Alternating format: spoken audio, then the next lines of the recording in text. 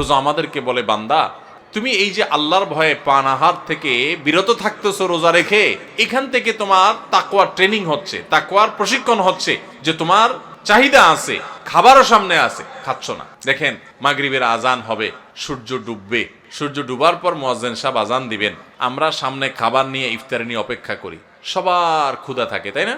এই যে ক্ষুধার্ত অবস্থায় সবার সামনে খাবার আছে, সবগুলো মানুষ যদি রোজাদার থাকেন, কেউ কিন্তু খাবার খায় না, খায়?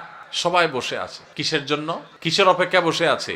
আল্লাহর নির্দেশ হবে, সূর্য ডুবলে তখন খাওয়া যাবে, আল্লাহর পারমিশন হবে, এটার জন্য কি করতেছে? সে বসে আছে। আল্লাহু আকবার।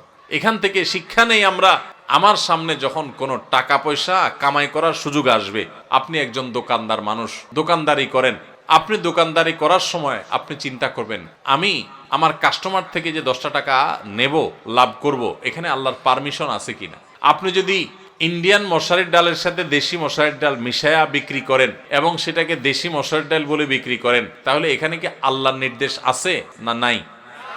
আল্লাহর নির্দেশ আপনার অবৈধ কাজ করার, 2 নম্বরই কাজ করার, প্রতারণা করার, মিথ্যা কথা বলার পক্ষে কি আল্লাহর নির্দেশ আছে? তো আপনার রোজা রেখে এই যে ইফতার করছেন না, কেন করছেন না? খাই ফেলান না, কেন খাচ্ছেন না? কারণ এখনো আল্লাহর হুকুম। তাহলে ওই দোকানদারি করতে গিয়ে আপনি যে 2 নম্বরই করতেছেন, ওইটারও আল্লাহর হুকুম।